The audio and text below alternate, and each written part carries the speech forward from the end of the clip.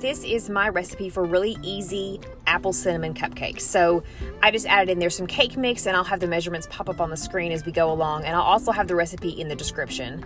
I had some cake mix, but I also added some extra flour, extra sugar, and my own seasonings, cinnamon, nutmeg, that kind of thing, to get that nice spice mixture in there. And then I'm gonna add some oil, some water. You could do buttermilk if you want to, but just make sure you don't make the cake batter too heavy. Some vanilla extract, and of course eggs. And I like to add everything, let it mix while it's mixing on low, and then speed it up. Now, obviously I have this video sped up, but actually my mixer is on low in this part of the video, in this part of the process. I also add sour cream to my cake, and I love the texture that it gives my cake. So, and make sure you're always scraping your bowl down really, really thoroughly, making sure you get all the way to the bottom and all across your blade there, just to make sure you get all of those ingredients completely combined.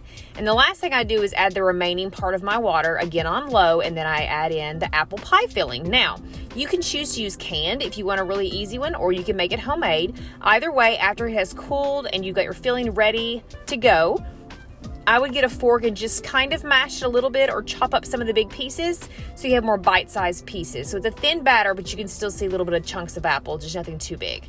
And then fill up your cupcakes. I have a scoop here that measures the perfect size for a cupcake, and I'll link that in the below as well in the description of the video. But it is perfect. This made roughly 2.5 dozen cupcakes for me, this recipe, and they come out really pretty and nicely even. And then I just decorated those with a vanilla buttercream, but I do sprinkle the top with cinnamon sugar. I love that little addition to it. It just adds a little bit of flavor and a little bit of color on top, and they are a winner.